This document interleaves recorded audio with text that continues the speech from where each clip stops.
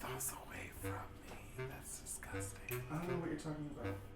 I don't want to touch it. This is nasty. Why? I really hate olives so much. I used to, many years ago, work at Quiznos, and I lied to my boss and told him I was deathly allergic to olives so that I never had to open the cans or deal with the olives. I would always make someone else do it. Like industrial can of olives, when you open it, it was like the most retch-worthy thing ever. What are we going to do with those olives?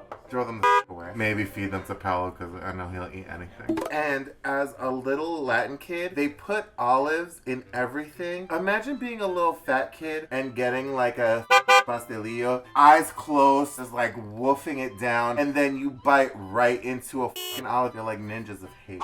Olive oil is good. Oil is lubrication. It's beautiful.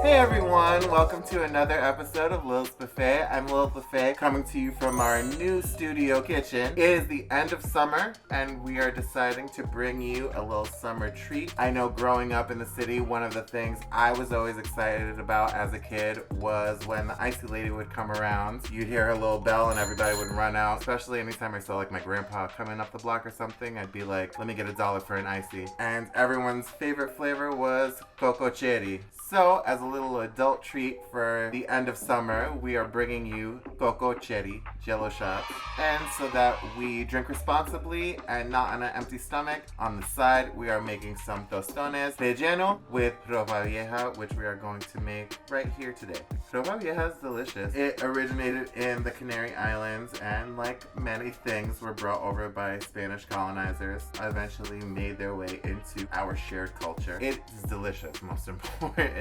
It's also a entree dish. You can serve it over rice and just eat it for dinner. It doesn't have to be in the appetizer form that we are serving it today. And we have some sofrito. You can buy store-bought as long as you don't buy from certain companies. If you'd like the home recipe, I will include the link in the description box below. Crushed tomatoes.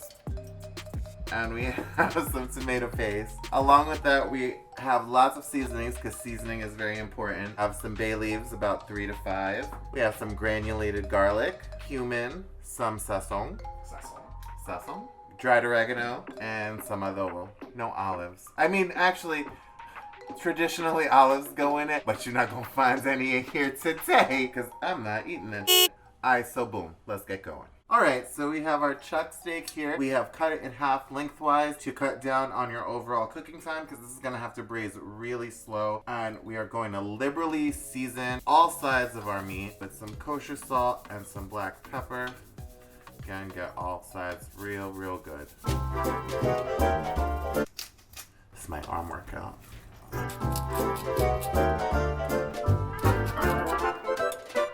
And now we are going to add a little bit of olive oil just to coat the bottom of our pan. You got to get it hot first. And once our oil is warm, which I can already see it bubbling, we are going to sear our chopped pieces. Here we go.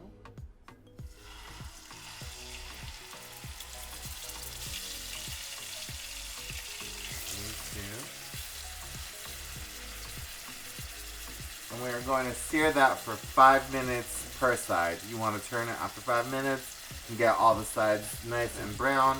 That's what's going to add a lot of depth of flavor to our recipe. Now that we have our first side seared, we are going to flip this baby over and sear the other side for about 5 more minutes. Now that all of our sides are seared, we are going to take it out of the pan and put it to rest here on the side while we get our sauce ready. Okay, so to our pan, we are going to take our sofrito and we're going to add that right in. Give it a stir.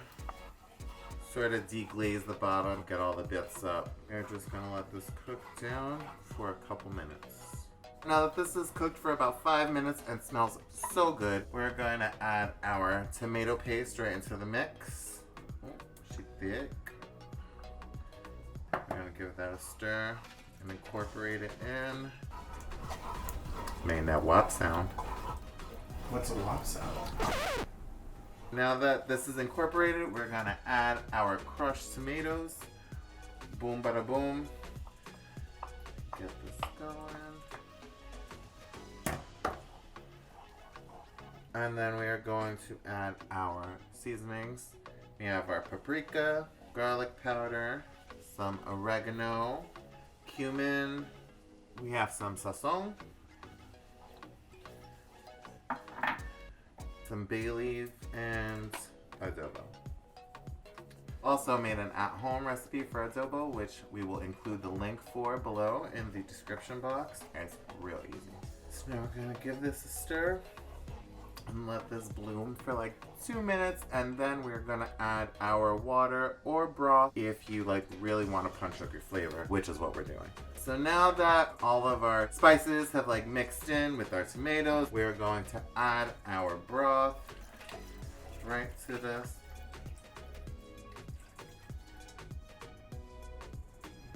And give her a gentle stir because now she's nice and wet.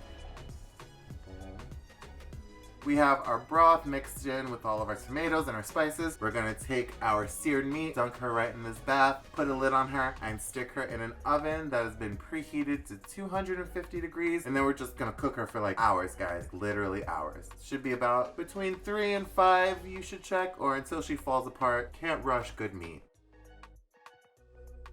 I'm gonna add all this juicy meat juice in there. So we're going to take our meat and our sauce, we're gonna put it in a Dutch oven with a lid tightly on it, and we're gonna stick it in our preheated oven to slowly cook.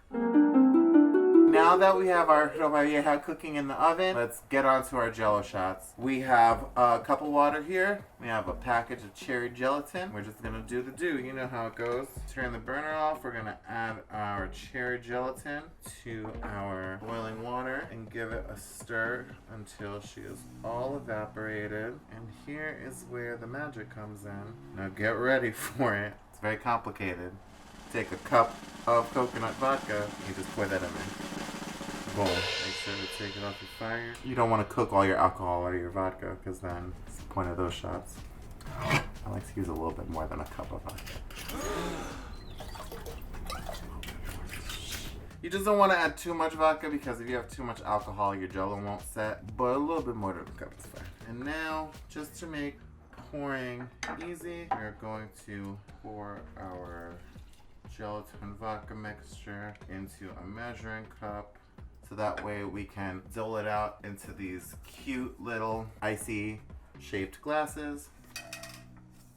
So now that we have our gelatin vodka mixture, I'm gonna put out some little white cups just like they serve the ices in, and we're just gonna pour. I mean, I guess this amount is really up to you. Oh, she's already making a mess. But I mean, this part gets a little messy if you've ever made Jello shots before, although she's being a little messier than usual right now. If you want to make it a whole Jello cup and get crazy, pour it to the top. Who am I to stop you? No Jello left behind. She clearly got neater as she went along, because this side is a hot mess. But that doesn't matter. You just lick it up off the tray later like I do. So now we're gonna take our tray of Jello shots and put it right into our fridge. And very carefully, we're going to place them into our very low fridge that I'm gonna bend way over to get into. Wow. And so now you're just gonna leave them in there. Should be about an hour and a half or so until they are set. And thanks to the power of drag queen magic, we have some here ready to go. Just like your childhood faves, they are delicious and perfect to share with your friends. So come and get it, you guys. Cheers! You may have to like loosen up the edge a little bit. Or, you know, if you're feeling like you want to be fancy, you can run them under a little hot water, but who got time for that?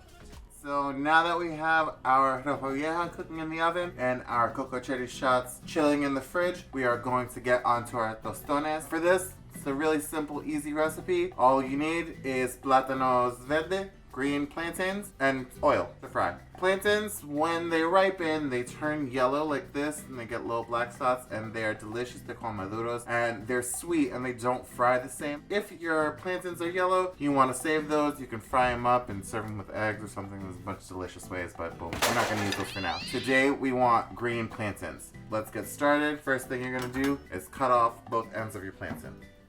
Now, the easiest way to remove these, my grandma always taught me, find a vein, you take your knife, you run it down 2 sides. I like to do opposites. And you take the tip of your knife and run it through. Once you get one side off, it's kind of easy. You can just pull and peel. You just want to separate the peel from the plantain. You want your plantain to be firm, especially for this recipe that we are using them like a tapas. You want to find like a nice big one. So the larger in this case, the better. You want to cut them at a bit of an angle, going up this way, like so. And now that we have our portions cut out, we're going to drop them into our oil, which is very hot as we can see, and here. And so we're going to cook these a couple of minutes per side. I would say like no more than 2, so that they just start getting a little golden. Alright, so we're just gonna drain our partially fried plantains for a second, get them out of the fire. You don't want these to be too cooked through, because our next step is we're gonna smash them and refry them. Now at home I use like my cutting board and a pot or anything I have, because I do it old school like my grandma, but we have a fancy tostonera here. These you can find pretty much anywhere. They kind of make your tostones more round shaped, which is like, okay. Place them in there, give them a little flatten, and boom.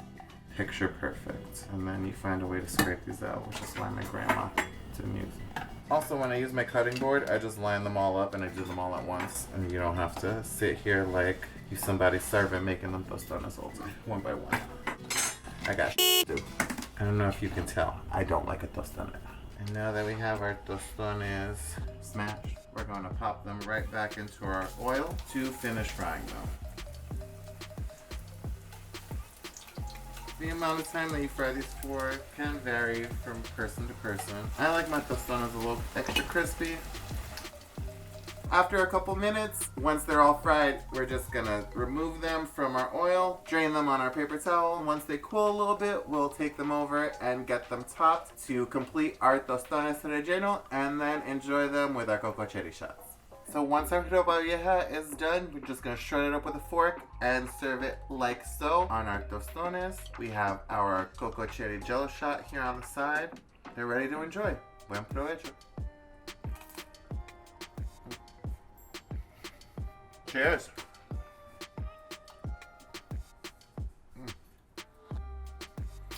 Thanks for watching. Hope you enjoyed this recipe. If you did, please like and subscribe and comment below to let us know how you liked it, what you want to see in future episodes, and thanks for joining us on Lowe's Buffet.